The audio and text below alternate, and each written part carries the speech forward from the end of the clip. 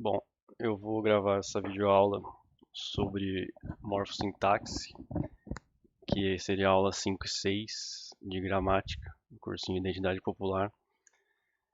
Todo esse material é baseado na gramática do Marcus Bagno. Todas as citações veio desse livro aqui, que eu estou usando para fazer toda a matéria. E a gente vai falar um pouco sobre a questão dos conceitos universais da língua, que todas as línguas têm.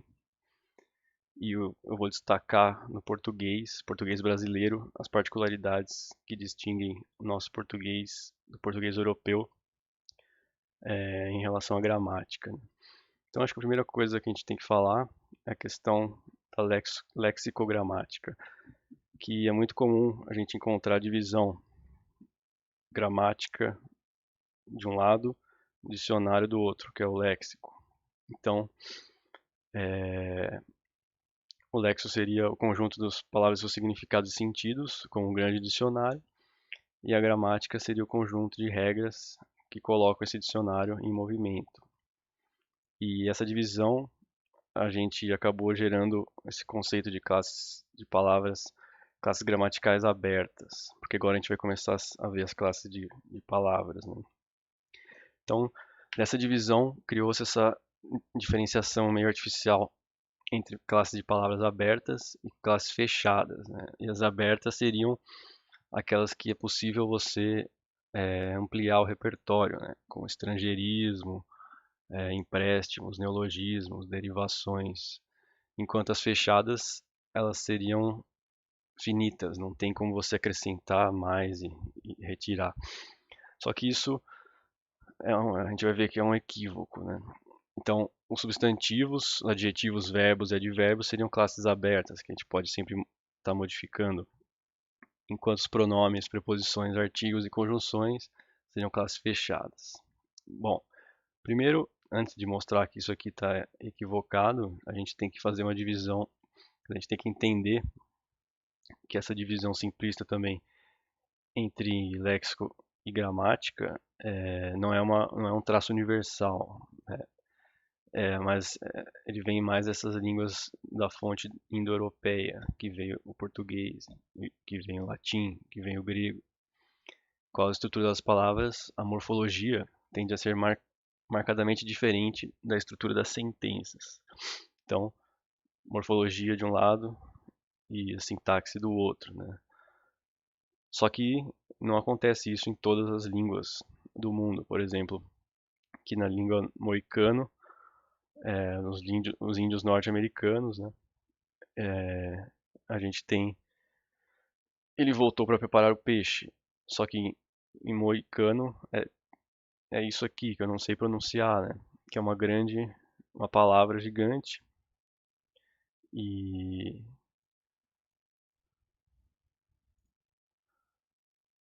aqui a gente não sabe distinguir os limites, né? O que que é uma palavra, o que que é uma sentença, o que que é uma coisa só, né? E aqui também no Inuit, que é a língua dos esquimós, também eu não consigo ouvir muito bem, eles não separam as coisas, né? Então o morfema junga funciona sempre como primeira pessoa, e a relação e função sempre é para um para um. Então não muda como o português, a gente tem o eu sujeito, tem o me objeto e mim para mim, objeto indireto. Eles, no caso, sempre vão usar esse junga em tudo, né? Para sujeito, objeto e objeto indireto. O mandarim também tem isso, né? Então, o índice de primeira pessoa, o o, que eu não sei como pronuncia também, ele é utilizado para todos os casos, né? Então, eu quebrei a garrafa, o o é o sujeito, eu. Aí, ela zombou tanto de mim que chorei. O o aqui funciona como objeto. Então, perceba que não tem uma distinção tão clara entre sintaxe e morfologia, porque as palavras elas estão efetuando, como se diria, efetuando funções dentro da sentença. É a mesma palavra, só que efetuando funções diferentes, né? E, e no caso, se o português fosse igual que nem o chinês, a gente falaria ela zombou tanto de eu. A gente só usaria eu para tudo, né? Ou deu para eu, zombou de eu, deu para eu. O que acontece no chinês e a gente tem a nossa distinção, né? E aqui no caso da nossa língua portuguesa, português brasileiro, também tem algumas brechas nessa fronteira entre o que é léxico e o que é gramática, né? Muitas frases feitas desempenham a mesma função de palavras isoladas. Por exemplo, dar um presente é presentear. Dar uma mão, ajudar. Dar com os burros na água é fracassar. Então a gente tem uma frase inteira com o sentido de um verbo só. E também é possível encontrar novos itens gramaticais acrescentando as classes fechadas. Então, por exemplo, a gente acrescentou o índice de pessoa você, né, a segunda pessoa do singular, substituindo o tu. O tu é bastante utilizado no Brasil, mas o predominante é o você. E a gente também. Primeira pessoa do plural, a gente substitui o nós, a gente usa mais o agente. Então é uma classe fechada, que seriam os pronomes. No caso a gente vai chamar de índice de pessoa, a gente vai ver isso mais para frente. Você pode acrescentar em classes fechadas e então não. E na verdade, né, o que o Bagno fala, Marcos Bagno, é que as classes abertas, na verdade a diferença entre abertas e fechadas é que é o ritmo que você recebe novos membros. As classes abertas é muito mais fácil de você modificar, enquanto as classes fechadas demora mais tempo para você fazer uma mudança, mas é possível, né? Aí a gente traz o símbolo do yin yang, no caso, o que seria lexicogramática, é um estudo que junta, né? Não separa o estudo gramatical do estudo lexical, né? E a gente vai estar vendo isso também durante o curso, que a gente não vai conseguir abordar uma classe gramatical só por um lado, né? Só pela morfologia, só pela sintaxe, só pela pragmática, só pelo discurso. A gente vai estar sempre abordando por essas quatro vias, né, que eu vou explicar também depois, né? Então, a gente também, o Marcos Bagno também traz a metáfora da nebulosa, que no caso é essa poeira intergaláctica aqui, né, que tem várias estrelas e planetas. Essa nebulosa aqui está a 700 anos-luz da Terra e se formou com material liberado por uma estrela no fim da sua vida, né? E parece um olho, né, essa nebulosa. Muito bonito. Mas então, a linguagem é uma nebulosa, no sentido astronômico do termo, onde o léxico, gramática, discurso, semântica circulam, colidem, se fundem e fazem surgir novas estrelas e planetas, onde cometas brilham repentinamente para logo desaparecer. Os ininterruptos processos de criação, destruição e recriação de mundos que é o nosso universo mental. Só ganha forma e conteúdo nas trocas incessantes com outros universos mentais, com outras nebulosas. Então, se a gente pensar nas classes gramaticais, substantivo, adjetivo, verbo, eles são estrelas nessa nebulosa que estão sempre se chocando e se modificando e não tem limites, fronteiras determinadas entre as classes gramaticais. Elas estão sempre pulando de um lado para o outro. Por quê? Porque a gente está sempre fazendo uso da língua. Na medida que a gente faz o uso da língua, a gente bota em conflito e choque as classes gramaticais. Então não tem como a gente classificar elas em categorias fechadas. E outra classificação, outra metáfora que a gente pode fazer, também é em relação com a astronomia, a questão das constelações, né? Os gregos deram nomes para constelações, os signos, né? Sagitário, Gêmeos, Escorpião. Só que diferentes outros povos, por exemplo, os indígenas aqui, eles tinham outros nomes para as mesmas constelações, né? Então, dependendo da sua cultura, você vai nomear essas constelações de acordo com o que você acha, né? Então, os chineses davam nome de dragão, e aqui os índios davam nome de animais, e os gregos deram esse nome de signo para as constelações, só que eles estão fazendo um recorte cultural, né, daquilo. Então, a gente vai estudar as classes gramaticais uma a uma, só que pensando na morfossintaxe, né, que é uma função, a forma e a função das palavras juntas nas situações de uso da língua entre as pessoas, a pragmática e o discurso, a questão do uso geral, né? Aí a gente cai na primeira questão que a gente viu na aula 1, a aula da do origem da gramática, né? Que eu cheguei a dar para vocês a aula presencial. E é aquela questão do logos, a divisão feita pelos gregos, que eles dividiram logos em ônoma e rema, que o ônoma está no nome, né? É nome, e o rema seria o verbo. Então, eles, os gregos, meio que desvendaram aí a, a grande, a grande qualidade das linguagens, de todas as línguas. A única função geral, assim, de todas as línguas, e que é a questão da predicação. Todas as línguas, elas falam de algo ou elas dizem algo, né? Então, dessa divisão entre ônoma e rema, surgiu a questão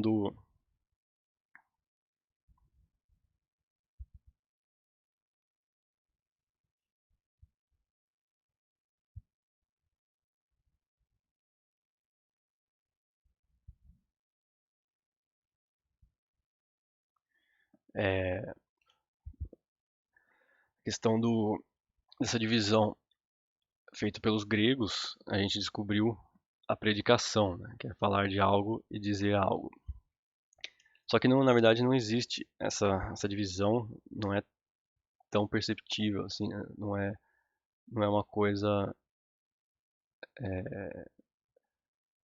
sei lá, que você tem que seguir a risca, né? Tipo, as coisas, o, o nome que aqui eu estou chamando de nome é o substantivo e o adjetivo, né? E o rema é o verbo, mas você tem que lembrar que isso era uma coisa só, né? Então, existe um contínuo entre essas classes de palavras, né? Então, a gente vai ver isso mais para frente, a questão das formas nominais do verbo, que são o infinitivo, o gerúndio e o particípio. Por exemplo, no verbo falar, o infinitivo é o falar, o gerúndio é falando e o particípio é falado. Então, essas três formas nominais, elas funcionam como nomes, como substantivos, né? Função nominal. E você pode perceber também, que, por exemplo, a palavra passado, né, pode ser as coisas passadas, é adjetivo, tá caracterizando coisas. O passado das coisas é o substantivo, tá vindo depois o artigo, definido o. E as coisas que eu tenho passado é o verbo, né? Então, de uma forma analítica, né? O verbo auxiliar tenho, ter, passado. Então, a gente também pode criar adjetivos a partir de verbos, com sufixos utilizados na formação de substantivos. Então, por exemplo, o verbo entrar mais o sufixo ão, a gente forma o substantivo entrão. Pedir mais o sufixo ão, pidão. Chorar, chorão. Então, do verbo, a gente pode criar substantivos. E sintagmas verbais inteiros também pode se transformar em substantivo. Por exemplo, a Maria vai com as outras, o toma lá da cá, o sai de baixo, o vale tudo, o chove não molha, o beija-flor. Então, são sintagmas com um verbo, né? Maria vai com as outras, que acabou virando tudo um substantivo. Então isso é muito importante. A oposição verbo nominal acontece em todas as línguas? Sim. Predicação. Só que os limites entre o verbo e os nomes não é uma coisa tão definida, não é uma coisa tão fechada, né? Tão fixa. Aí aqui a questão da análise e da síntese, e aqui começa a primeira diferença entre o português brasileiro, gramaticalmente, do português europeu, porque os europeus eles usam mais as formas sintéticas e a gente usa as formas analíticas. Então a gente tem, por exemplo, eu cantara, tu cantaras, ele cantara, nós cantáramos, vós cantareis. Perceba que o vós caiu em desuso há mais de 300 anos na língua falada. Ele só é usado na Bíblia, nos textos antigos, né? E a gente usa vocês, né, hoje. O vós, o tu também. O tu, a gente usa você. Mas essa aqui é a forma sintética. Só que as analíticas justamente são construções com verbos auxiliares, que é, no caso, é ironicamente chamado de período composto pela gramática normativa, só que período composto, a gente viu que análise significa decomposição e síntese, composição. Então aqui é a forma sintética, tem uma composição. E a forma analítica, você vai fazer uma decomposição, porque a gente vai usar um verbo auxiliar com o verbo principal. Só que na gramática normativa a gente chama de período composto. Só que na verdade seria período decomposto, né? Conjunções analíticas. Então, a gente usa o verbo ter, que é um dos verbos auxiliares mais utilizados, por exemplo, com o verbo cantar, eu tinha cantado, é o mesmo que eu cantara. Tu tinhas cantado, é o mesmo que tu cantaras. E aí por aí vai, né? Então, a gente faz isso porque é mais fácil você fazer essa conjugação analítica do que fazer a conjunção sintética, né? E, e isso é uma primeira diferença entre o português brasileiro e de Portugal, né? Eles preferem as sintéticas, essas compostas aqui, e a gente faz essa decomposição. Bom, outra coisa importante é a questão do sintagma e paradigma. Sintagma significa coisa alinhada com outra, e o termo também é um termo militar. Então é a relação, o alinhamento das tropas militares gregas. E paradigma significa exemplo, modelo.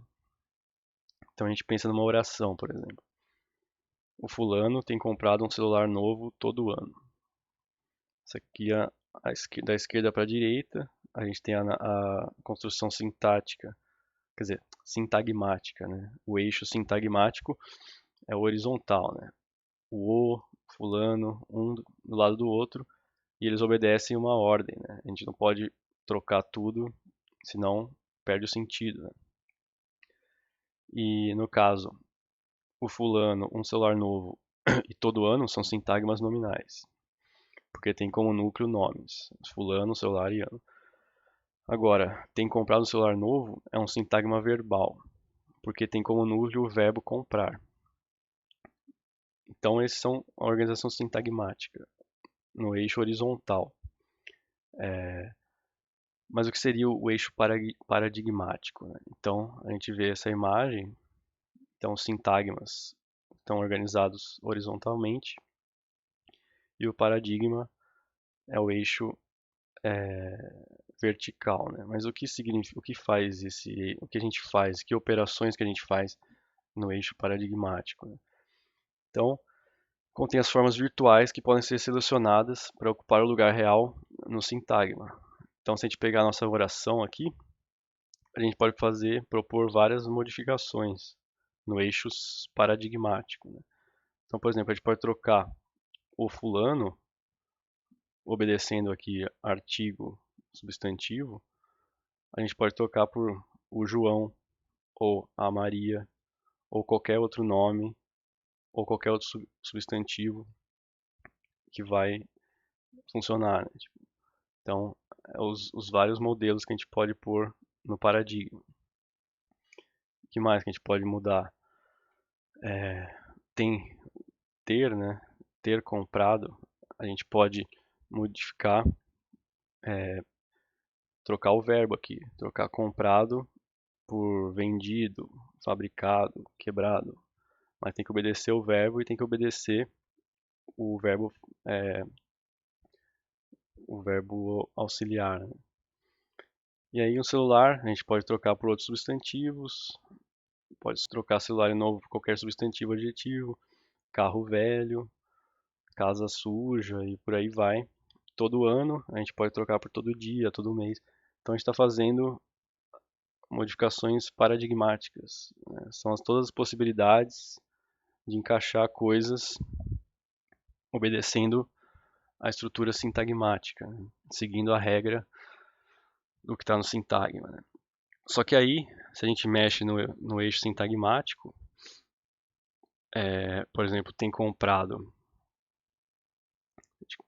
colocar uma forma sintética, comprei, a gente vai mudar a pessoa, né? Vai da terceira do singular para o primeiro do singular. Então teríamos que fazer algumas adaptações. Então, por exemplo, o fulano comprei um celular novo todo ano. Aí deu problema no sintagma, né? Porque não faz sentido. O comprei tem que concordar com o eu, né? Tem que concordar com o comprar, né? O verbo comprei nessa conjugação, ele tem que concordar. Fulano não concorda com ele, tem que ser o eu, né? Então, quando se altera o sintagma, você vai ter que alterar a frase, né? Então, não é somente mudar o paradigma, quando você faz uma mudança sintagmática, né? Então, isso, o português brasileiro, a gente está cada vez mais mexendo no eixo sintagmático. Isso a gente vai ver mais para frente, né? A questão de não fazer a concordância plena do concordância nominal e verbal plena. A gente está mexendo hoje no eixo sintagmático na nossa língua.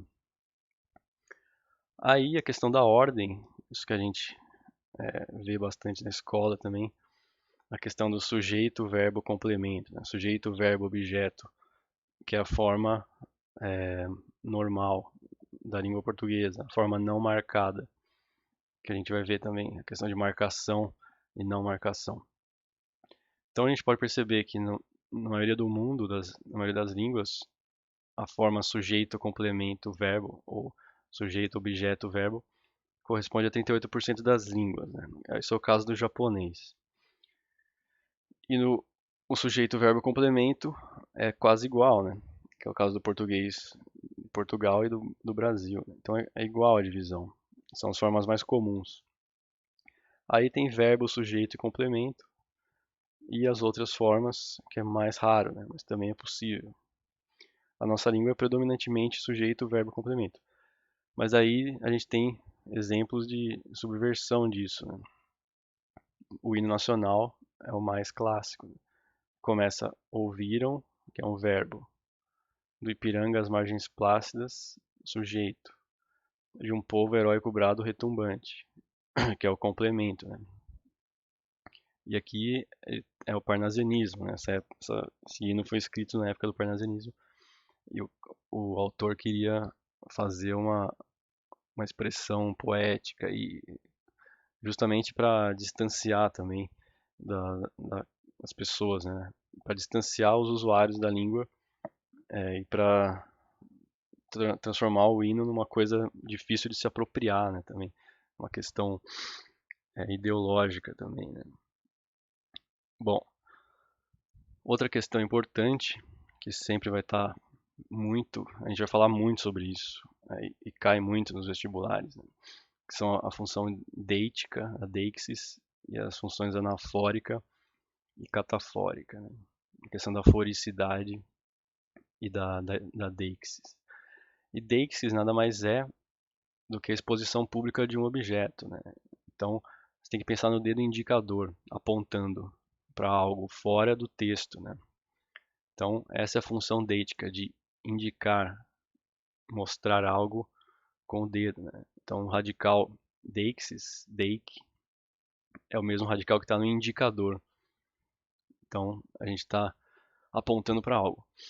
No caso dos textos, tanto textos escritos quanto textos falados, as propriedades deísticas das expressões linguísticas permitem que elas apontem para o que está fora do texto, né? Então, por exemplo, quando eu falo eu, vocês sabem que vocês estão me vendo, que sou eu. Mas se eu não tivesse aqui aparecendo na câmera, vocês não saberiam que sou eu, né? Eu tenho que apontar para eu, quem que é o eu. E o mesmo com você. Então, eu estou conversando com você, mas eu não sei quem é você. Você e eu são os dois índices de pessoa reais, né? Que é a questão do diálogo, né? Da locução. E a questão do tempo também, né? Ontem a gente aponta para trás, amanhã a gente aponta para frente, o lugar aqui, ali, a gente sempre está apontando, né? E a questão do por que o ele e o ela não são pessoas do discurso, né? Porque é o que ele e ela é o que a gente fala, né? A gente fala sobre, né? Terceira pessoa. E muitos gramáticos chamam de índice de não pessoa. Por que que não é um não pessoa? Porque não é eu e você. Ele não está no diálogo. Ele está fora, né? Então, a gente está entrando, quando a gente usa ele e ela, a gente está também entrando no reino da anáfora, que significa ação de trazer de novo, repetir, levar para trás. Que a gente está fazendo referência a coisas que já foram ditas, né? Ou que serão ditas, que é o caso da catáfora, né? Então, dentro do texto, né, a gente fala ele, ela, e a gente está retomando alguma pessoa que que já foi dito no discurso, né? Não só pessoa, né? Pode ser outra coisa. E aí a catáfora é a possibilidade de expressar, por meio de um pronome, algo que ainda vai ser enunciado. E aí no português brasileiro, é uma outra característica nossa, muito comum, é o uso de anáfora e catáfora zero. A gente não coloca nada vazio para retomar algo que já foi dito ou que será dito, né? Então, por exemplo, não gosto de televisão na sala, por isso coloquei no quarto de hóspedes. Então, a gente está colocando um nada. Isso aqui é só um símbolo gráfico, né, para representar o nada. Só que não existe nada aqui, né? Quando a gente escreve, a gente não escreve nada mesmo. Então, por isso coloquei ela no quarto de hóspedes. A gente não precisa retomar esse ela. A gente acha meio redundante isso. E aí, por exemplo, a gente tem também catáfora zero, né? Por exemplo, quem sabe sabe, conhece bem como é gostoso gostar de alguém, que era uma marchinha de carnaval. Então, quem sabe isso, né? Ou alguma coisa, sabe essa coisa. Conhece bem isso. E o que é isso, né? Como é gostoso gostar de alguém. Então a gente tem esse tipo de expressão que é muito comum na língua portuguesa brasileira. Aí a gente passa para a questão das proformas, né? Que aqui é como o Marcos Bagno vai chamar os pronomes, né? Porque na verdade os pronomes a gente vai ver aqui embaixo que não é uma classe gramatical, é uma função gramatical. E qual que é essa função? É justamente a função anafórica e, e essa função deítica também, né? Então, os adjetivos, os advérbios, todas sentenças inteiras e verbos também exercem essa função dos pronomes, né? Então, não só os pronomes têm a função de anáfora, de retomar algo que já foi dito. Essas outras classes também. Então, aqui, os exemplos do Marcos Bagno. O marido da Neuza é tão elegante, quem dera o meu fosse assim. Assim o quê?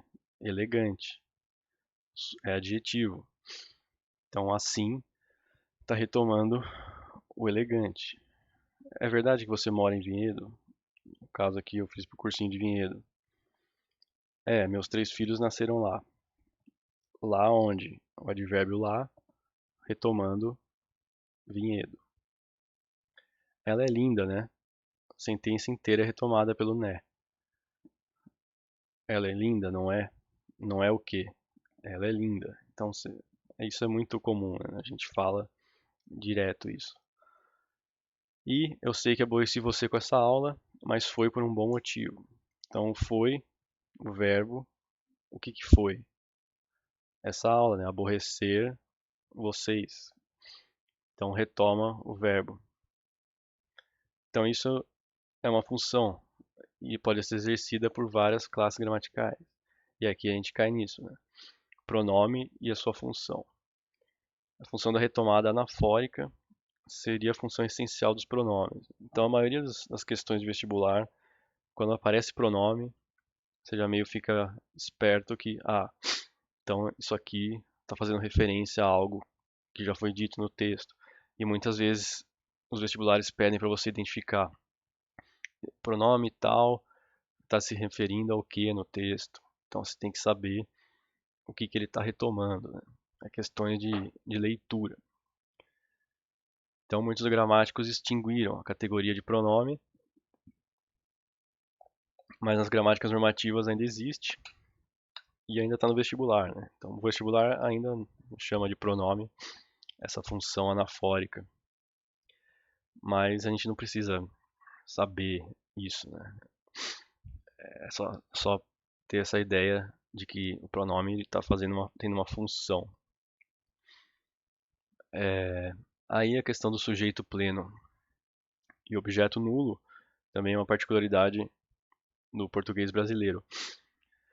A gente está cada vez mais colocando os sujeitos nas frases, utilizando que nem isso acontece muito no francês e no inglês. A presença tem que ter o sujeito marcado ali, tem que estar no discurso, né? E então se a gente observar aqui a conjugação real do português brasileiro, a gente viu ali atrás a conjugação gramatical clássica que a gente vê nas escolas, né? Com o tu e o vós, mas essa aqui é a real conjugação do verbo cantar, hoje, que é falado no português do Brasil. Então tem eu, tu, tem o tu cantas e tem o tu canta também, que é o você canta, né? Então a gente usa no sul do Brasil, em Brasília também os jovens usam o tu, e em algumas regiões do Nordeste também, e do Norte também usam o tu. É porque são regiões que, por exemplo, o Nordeste é que tem o português mais próximo do português de Portugal, por causa de ter sido o primeiro lugar que eles chegaram, né? E pela questão do posicionamento geográfico e tal, isolamento. E também o português que chegou na Amazônia também foi um português mais próximo do português de Portugal. E aqui no Sudeste, nas outras regiões, teve uma mistura maior, né? Influência de outras línguas, né? Os indígenas, as línguas dos negros, dos escravos, que a gente viu também na história do português brasileiro. Então, aí tem o você, que é o mais usado, ele e ela, tem o senhor, a senhora, que é mais formal, a gente, que substituiu o nós, se, o você, né? O se, a gente fala, já caiu o vô, né? Caiu o vô de você. O nós também é usado. Vocês, seis e seis, né? E eles e elas. E essa é a tabela de, dos índices de pessoa e a conjugação que a gente faz. Que é canto, cantas, canta para tudo isso. Cantamos e cantam, né? Vocês cantam. E só que a língua portuguesa está se aproximando cada vez mais do francês e do inglês no quesito de ter que explicar o sujeito antes do verbo. Então a gente tem que colocar qual que é o sujeito, a gente, eu, você, nós, Porque os falantes querem utilizar o mínimo possível de conjugação, né? Então, quando a gente especifica o sujeito antes do verbo, a gente vai estar, não precisa fazer a concordância verbal total, né? E isso acontece no francês e no inglês hoje. Eles não têm tantas conjugações verbais, né? Então, geralmente, é o sujeito que vai ditar o verbo, né? Então, a gente está fazendo isso cada vez mais no português brasileiro. Só que, por outro lado, a gente está omitindo os objetos, né? Então, por exemplo, aqui é uma mesma frase, procurei o gato pela rua toda, mas não o encontrei em lugar nenhum. Então, aqui a gente está usando o pronome o para falar do gato, né? E essa é a forma menos utilizada no português falado hoje e até escrito, né? E é a forma mais utilizada pelo português de Portugal. Especificação do objeto, utilização de pronome, os clíticos, né? A gente vai ver tudo isso mais pra frente. Isso aqui eu tô fazendo um apanhado geral, né, dos universais linguísticos de todas as línguas. Mas depois a gente vai ver cada classe de palavra específica, né? Então, aí a segunda forma mais utilizada, a gente usa o ele ou o próprio repete o, o sujeito, né, o objeto, né? Repete o objeto. Então, procurei o gato pela rua toda, mas não encontrei ele. Beleza. Procurei o gato pela rua toda, mas não encontrei o gato em lugar nenhum. Então, as formas também utilizadas. Só que a mais utilizada no Brasil é procurei o gato pela rua toda, mas não encontrei em lugar nenhum. Então, a gente simplesmente some com o objeto. A gente está fazendo o objeto nulo. E é a forma mais natural utilizada no Brasil, né? Aí o pronome oblíquo o é menos utilizado, mas é a forma predominante nas formas de escrita monitorada, inclusive, né? Nas redações e tal. O uso dos pronomes oblíquos e tal, tem que conhecer isso para poder escrever bem, né? Quer dizer, não necessariamente, né? Mas para ler, talvez, né? Para ler melhor, para entender quando os autores que usam os pronomes oblíquos, tem que saber, né? Que eles existem. Só que a gente não fala mais isso, né? Aí a questão da topicalização também é uma questão interessante que o português brasileiro está usando bastante. Que a gente pode modificar a ordem sujeito, verbo, complemento para destacar algo. Então, se a gente quer topicalizar, por exemplo, eu adoro Campinas. Você fala Campinas, eu adoro. Por exemplo, um restaurante, né? Que tinha até tem as propagandas, né? Restaurante X, eu adoro, né? Não seguir o sujeito, verbo, objeto. Eu adoro o restaurante X. Ah, o restaurante X, eu adoro.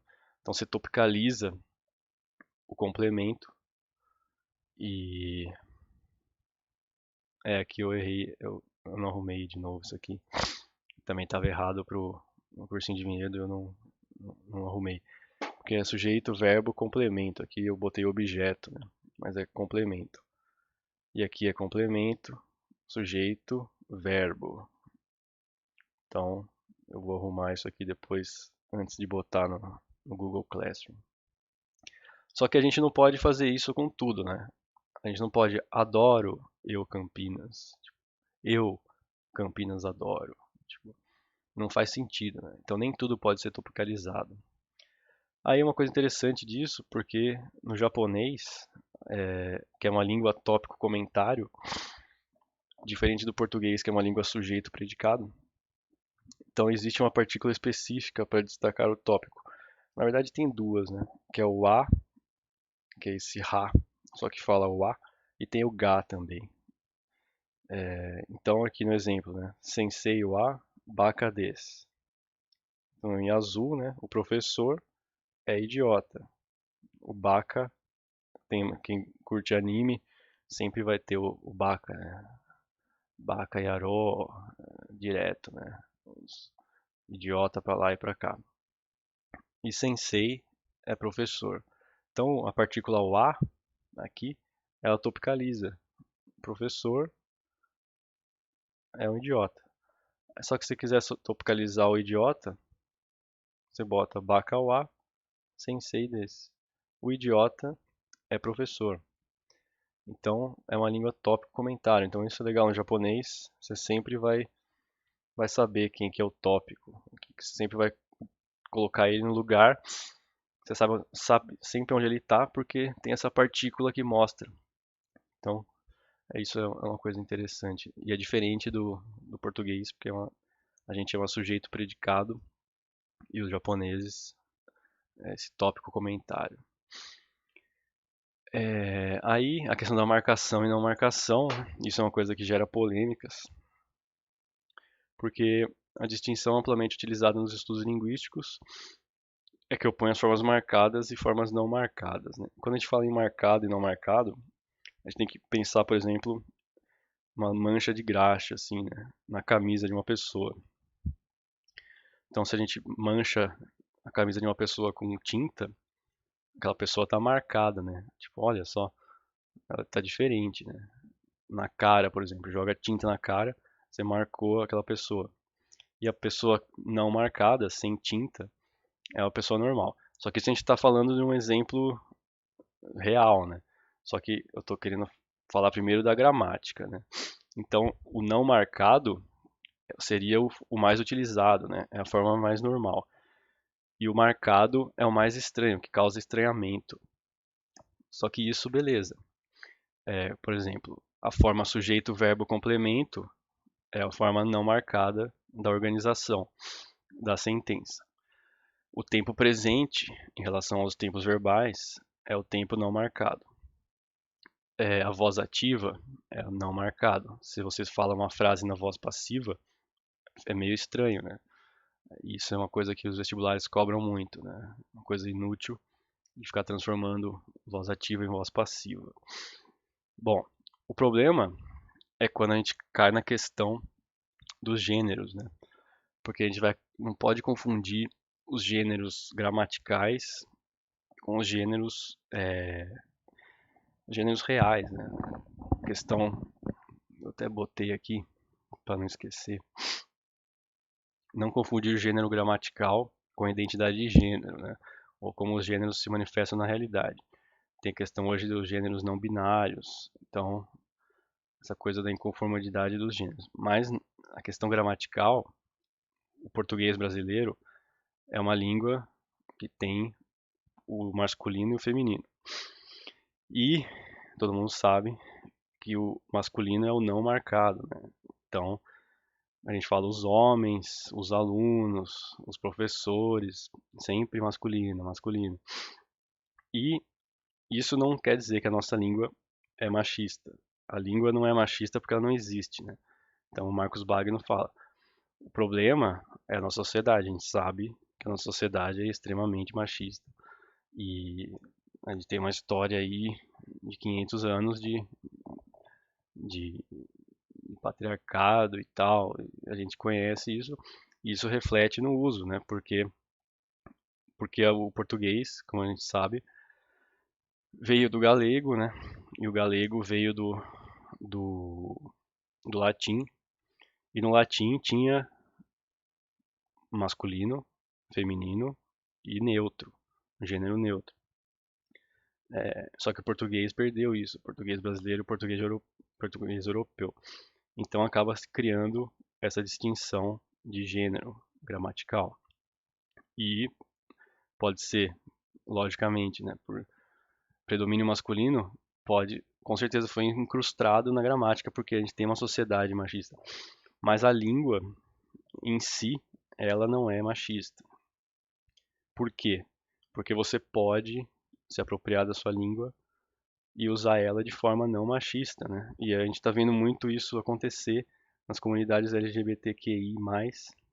A União Europeia também publicou um guia de comunicação inclusiva de como esses países que não têm gênero neutro podem utilizar a língua de forma mais neutra, né? Para incluir o maior número possível de pessoas, né? Então, hoje a gente vê muito, né? Escrever amigos, alunos, alunos, amigos, escrever com X, com arroba, fazer essa neutralização na escrita, que é possível, né?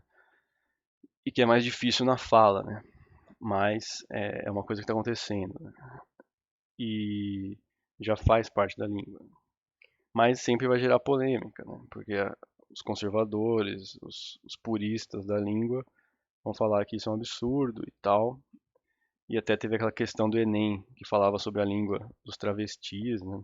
Um dicionário com o próprio léxico utilizado pelos travestis, gerou várias polêmicas, justamente por causa do preconceito que as camadas mais conservadoras e mais ignorantes têm, né? Essa mentalidade de que a língua é um patrimônio que não pode ser modificado, né? Só que a gente está usando a língua todo dia, a gente está mudando ela todo dia, né? Então depende dos usuários, o que o usuário vai fazer. Você quer utilizar a sua língua de forma machista? Beleza. Você quer utilizar a sua língua de forma plural, neutra, até de forma feminista? Então você vai propor outras soluções, né? Você consegue utilizar a sua língua, você consegue achar alternativas, né? E aí, para finalizar essa questão da sintaxe semântica e pragmática e discurso, que a gente vai sempre estar vendo as classes gramaticais sobre essas, pelo prisma dessas quatro coisas, né? Então a sintaxe é a relação dos símbolos com outros símbolos, né? Então seria, por exemplo, a gramática isolada. A semântica é a relação dos símbolos com objetos do mundo. É o dicionário isolado. É o significado, né? A pragmática é a relação dos símbolos com as pessoas. Então a interação que a gente viu lá, falante e ouvinte. Que no fim das contas toda língua é isso. É esse diálogo. Mesmo quando você está falando sozinho, que nem eu estou fazendo aqui, você está lendo um livro, escrevendo sozinho, você está fazendo um diálogo com um interlocutor imaginário. E o discurso é a língua em uso, é a atividade sociocognitiva, dialógica, é tudo junto, é toda essas coisas articuladas. E aí, para finalizar, o resumo da definição do português brasileiro gramaticalmente, a gente pode dizer que hoje o português brasileiro é uma língua que privilegia a ordem sujeito, verbo, complemento, construções analíticas, construções sintagmáticas, sujeito obrigatório, objeto nulo e sujeito predicado, só que também pode ter construções de tópico. Então isso aqui é a base de tudo que foi dito, é um resumão do que caracteriza o português brasileiro. Então é isso, galera. Essa foi a aula 5.6. Eu vou deixar lá no Google Classroom e provavelmente exercícios também. Valeu e é isso.